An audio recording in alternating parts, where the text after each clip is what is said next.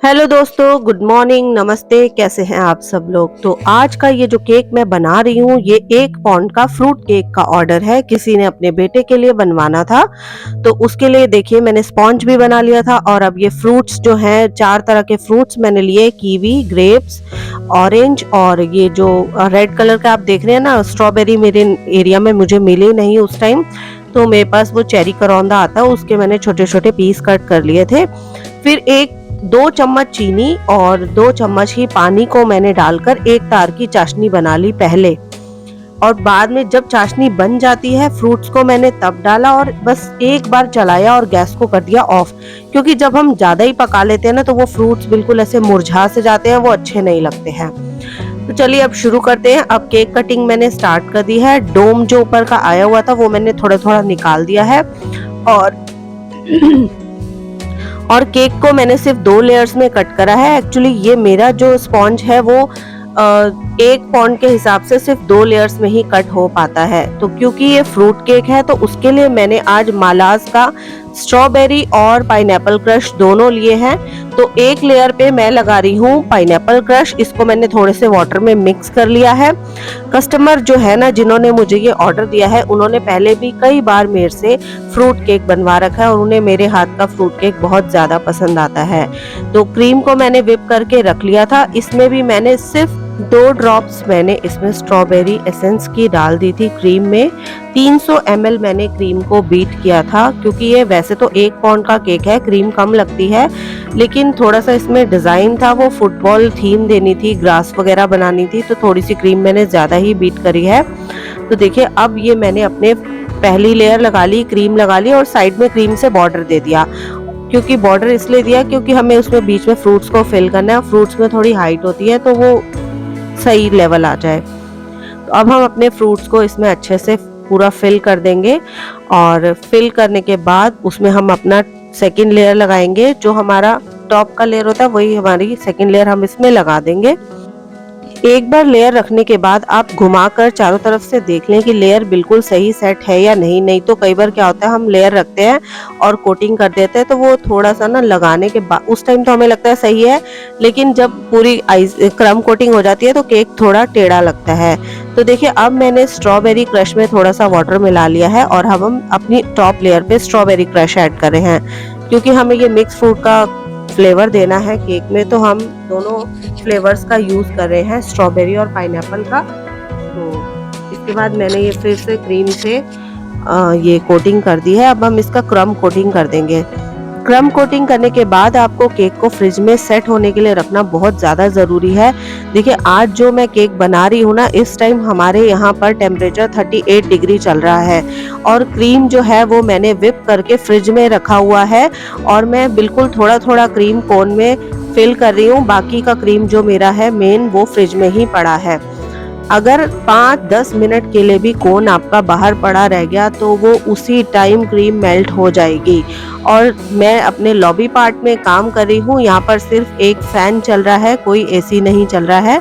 तो थोड़ा सा हमें जो काम है विदाउट एसी जो जल्दी जल्दी करना होता है क्रीम के साथ, नहीं तो क्रीम के साथ काम करने में बहुत ज़्यादा दिक्कत आती है। अब मैंने अपना ये केक बोर्ड लिया है और केक को मैं ट्रांसफर कर रही हूँ केक के ऊपर। उसके लिए मैंने केक बोर्ड पर सेंटर में थोड़ी सी यही व्हिपिंग क्रीम लगा दी, जिससे कि केक जब हम उसके ऊपर रखते हैं तो वो केक बोर्ड से हिलता डुलता नहीं है। अब फ्रिज में मैंने आधे से पौने घंटे के लिए केक को अच्छे से सेट कर लिया, ठंडा भी कर लिया, क्योंकि केक जो है चिल्ड होता है तभी फ्लेवर देता है। तो ठंडा करने के बाद मैंने इसे निकाल लिया और अब मैं इसकी फाइनल फिनिशिंग कर रही हूँ। फाइनल फिनिशिंग के लिए मैंने फिर से क्रीम को लगाया और अब देखिए ये पैलेट नाइफ से मैं पहले थोड़ा सा फिनिश लुक दूंगी। टॉप को भी हम फिनिशिंग कर लेंगे। जो भी क्रीम हम पैलेट नाइफ से ऐसे रिमूव करते हैं साइड से, बहुत ही हल्के हाथ से करनी होती है। और उसके बाद ये नाइफ को क्लीन करना बहुत ज़रूरी होता है। हर बार जब आप ये फिनिशिंग करते हैं और नाइफ पे हमारे जो है वो क्रीम आ जाती है, उसको आप किसी साइड में किसी टॉवल से या किसी बर्तन पर क्लीन कर सकते हैं। तो अब मैं ये ब्राउन कलर का जेल कलर ले रही हूँ, क्योंकि जो कस्टमर ने हमें डिजाइन भेजा था, उसमें जो केक की साइड्स है वहां पर ब्राउन कलर का क्रीम से पूरा फिल कर रखा था। तो मैं क्रीम से फिल करने की बजाय सिलिकॉन ब्रश की हेल्प से जो सिलिकॉन ब्रश होता है उस पर ये ब्राउन कलर लगा के ऐसे स्ट्रोक्स वाला कलर दे रही हूँ, स्ट्रोक्स वाला डिजाइन दे रही हूँ। इससे हमारी जो साइड वॉल है वो ब्राउन हो जाएगी। देखिए गर्मी है और ये फिनिशिंग करने में ही मुझे 10 मिनट लग गए, तो क्रीम हमारी मेल्ट होनी शुरू हो भी गई है। थोड़ी सी दिक्कत आ रही है काम करने में, मैं ये नहीं कहूंगी कि दिक्कत बिल्कुल नहीं आती है।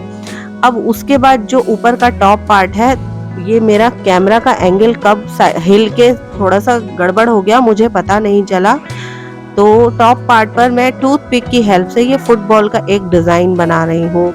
सॉरी दोस्तों, माफ कीजिएगा, लेकिन थोड़ा बहुत आपको जैसे दिख रहा होगा इसमें, तो फुटबॉल का ये डिजाइन मैं बना लूंगी। और उसके बाद जो पहले तो था, जो कस्टमर ने मुझे पिक भेजी थी उसमें रोनाल्डो की पिक लगी हुई थी फुटबॉल खेलते हुए, तो वो शुगर शीट पे निकलवाना पड़ता प्रिंट आउट, और साथ में उसमें लगी हुई थी चारों तरफ फुटबॉल्स।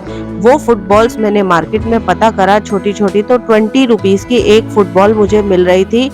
और प्लस शुगर शीट अगर मैं प्रिंट आउट निकलवाती तो कम से कम हाफ शीट का चार्ज लगता है यहाँ पर 120 से 150 रुपया। तो हाफ शीट पे अगर मैं शुगर फॉन्डेंट शीट निकालती तो काफी महंगा पड़ता। 20 रुपीज के हिसाब से अगर मैं एक बॉल लेती तो 8 बॉलें इसमें यूज होनी थी। तो मैंने कस्टमर को किया फोन, मैंने कहा आपने जो डिजाइन भेजा है उसकी कॉस्टिंग इतनी पड़ेगी। तो कस्टमर ने फिर मुझे उस डिजाइन के लिए मना कर दिया और बोला कि आप क्रीम से ही कुछ बना दीजिए फुटबॉल टाइप का। फिर उन्होंने भी गूगल से कोई फोटो निकाल के मुझे भेजा, तो मैंने क्रीम से ही स्टार नोजल लगा ली है। स्टार नोजल में व्हाइट और ब्लू कलर, उन्होंने जो पिक थी उसमें व्हाइट एंड ब्लैक कलर की फुटबॉल थी, बट उन्होंने बोला कि हम लोग ब्लैक कलर नहीं लगवाएंगे, आप ब्लू कलर से डिजाइन बनाइएगा ब्लैक की जगह। तो मैंने फिर ब्लू कलर फिल कर दिया और ये मैं फुटबॉल शेप में ही स्टार नोजल से उसके सारे पार्ट्स को फिल कर रही हूँ। एक कॉर्नर मेरा थोड़ा सा गड़बड़ हो गया, जहां व्हाइट और व्हाइट एक साथ आ गया, अल्टरनेट नहीं हो पाया। अब इसके बाद मैंने क्रीम में थोड़ा सा येलो कलर, बिल्कुल थोड़ा सा येलो कलर डाला है, वहां पे लेमन इफेक्ट देना था। लेमन कलर की क्रीम से मैंने ये बना दिया है बॉर्डर का डिजाइन, तो ये बॉर्डर दे दिया। अब इसके बाद जो नीचे का बेस था वहां पर हमें ग्रीन कलर से ग्रास बनानी थी। दोस्तों होम बेकर्स के केक महंगे क्यों होते हैं, कई लोग बड़े कंफ्यूज होते हैं। मेरे एरिया में भी कई लोग बोलते हैं कि आप लोग केक बहुत महंगा देते हो। मेरे घर के जस्ट बगल में ही एक बेकरी है, वो लोग 150 रुपए पाउंड से वहाँ पर केक स्टार्ट है और मैक्सिमम 300 350 तक का केक है। लेकिन जो मेरे यहाँ केक है वो 300 रुपए पाउंड से मैंने स्टार्ट किया है। पाइनएप्पल और स्ट्रॉबेरी में 300 रुपए पाउंड देती हूँ, और चॉकलेट केक मैंने 430 रुपीज पाउंड रखा हुआ। चॉकलेट केक मैं 430 रुपीज पाउंड देती हूँ, और जो रेड वेलवेट केक है उसका रेट मैंने 550 रुपीज पर पाउंड रखा हुआ है। बाकी कस्टमाइजेशन के तो देखिए मटेरियल के अकॉर्डिंग, जो भी मटेरियल हम लगा रहे हैं, जितनी हमारी कॉस्टिंग आती है उसी में 50 रुपीज एक्स्ट्रा प्लस करके मैं उसको दे देती हूँ। तो अब ग्रीन कलर की व्हिपिंग क्रीम मैंने बनाकर रखी थी, वो ग्रास नोजल में फिल कर ली है, और उसके बाद ये ग्रास की तरह हमें सारा इस तरह से बॉर्डर दे देना है नीचे। पहले मैंने ये सिंगल लाइन बॉर्डर दिया, फिर मुझे लगा कि चलो थोड़ा और देते हैं, तो मैंने डबल लाइन कर दिया। तो हाँ, मैं क्या बता रही थी कि होम बेकर्स के केक को कई लोग बोल जाते हैं आप केक बहुत महंगा लगाते हैं। तो केक हमारा महंगा क्यों होता है, उसका रीजन मैं ये बताती हूँ कि केक का जब हम मटेरियल लेने जाते हैं ना मार्केट में, तो 2-3 रेंज में ही, जैसे अगर एक ही क्वालिटी, एक ही क्रीम आती है, जैसे व्हिपिंग क्रीम लेने जाते हैं तो व्हिपिंग क्रीम कम रेट में भी आती है, मीडियम रेट में भी आती है और हाई रेट में भी आती है, उसका स्टैंडर्ड बढ़ता चला जाता है। ऐसे ही प्रीमिक्स पाउडर जो हम लेते हैं उसमें भी low grade, medium grade, high grade आता है। तो हम लोग जो भी प्रोडक्ट्स लेते हैं वो हाई ग्रेड के लेते हैं, महंगे वाले लेते हैं। कोई चीज 100 रुपए की भी आ रही है, वही 200 की भी आ रही है और वही 300 की भी आ रही है, तो हम 300 वाली ही चीज प्रेफर करते हैं। तो अगर हम महंगे प्रोडक्ट्स यूज कर रहे हैं क्योंकि हमें अपने कस्टमर्स को क्वालिटी देनी है और हम लोग बिल्कुल अच्छे तरीके से घर में केक बनाते हैं, तो फिर हमारा केक इसीलिए थोड़ा सा महंगा होता है। और वेट में भी थोड़ा बेकरी से ज़्यादा ही होता है। तो देखिए ये मेरे केक का वेट पहुंच गया 634 ग्राम, जिसमें 34 ग्राम मेरे केक बोर्ड का वेट है। तो बाकी 600 ग्राम का, देखिए 1 पाउंड में मैं 600 ग्राम केक दे रही हूँ। तो वीडियो कैसा लगा? अच्छा लगा तो लाइक करें, चैनल को सब्सक्राइब करें।